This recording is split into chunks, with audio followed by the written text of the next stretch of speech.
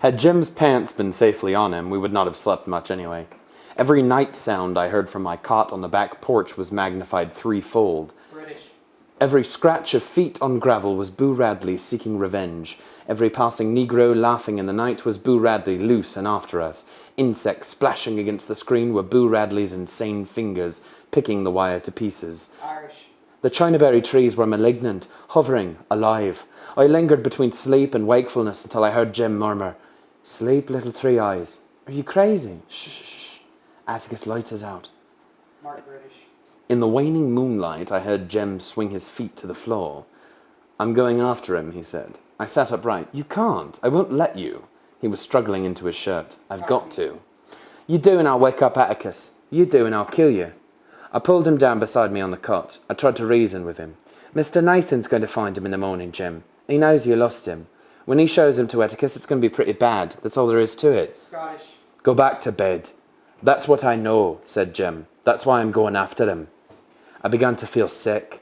Going back to that place by himself, I remembered Miss Stephanie. Mr. Nathan had the other barrel waiting for the next sound he heard, be it Negro, dog. Jim knew that better than I. Rural British. I was desperate. "Look, it ain't worth it, Jim. A licking hurts, but it doesn't last. You'll get your head shot off, Jim. Please." He blew out his breath patiently. It's like this, Scout," he muttered. "Atticus ain't ever whipped me since I can remember. I want to keep it that way." This was a thought. It seemed that Atticus threatened us every other day. "You mean he's never caught you at anything?" "Maybe so, but I just want to keep it that way, Scout. We shouldn't have done anything tonight, Scout." New Zealand. It was then, I suppose, that Jim and I first began to part company. Sometimes I didn't understand him, but my periods of bewilderment were short-lived. This was beyond me. "Please," I pleaded, "can't you just think about it for a minute?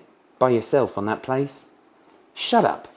It's not like he'd never speak to you again or something." German. Jim grabbed my pajama collar and wrenched it tight. "Then I'm going with you," I choked. "No, you ain't. You'll just make noise." It was no use. I unlatched the back door and held it while he crept down the steps. It must have been 2:00. The moon was setting and the lattice-work shadows were fading into fuzzy nothingness. Jim's white shirt-tail dipped and bobbed like a small ghost, dancing away to escape the coming morning. Russian. A faint breeze stirred and cooled the sweat running down my sides. He went the back way through Deer's pasture, across the schoolyard and around to the fence, I thought.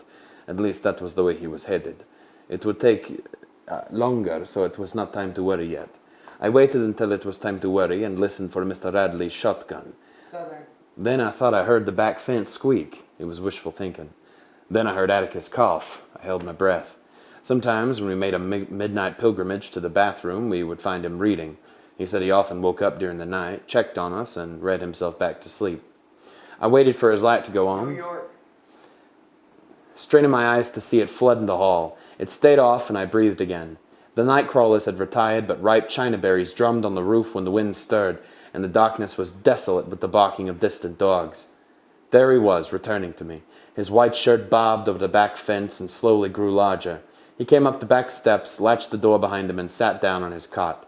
Wordlessly, he held up his pants. Gollum. He lay down, and for a while I heard his cot trembling. Soon he was still. I did not hear him stir again. Jim stayed moody and silent for a week. As Atticus had once advised me to do, I tried to climb into Jim's skin and walk round in it, as if I'd gone alone to the Radley place at 2 in the morning. My funeral.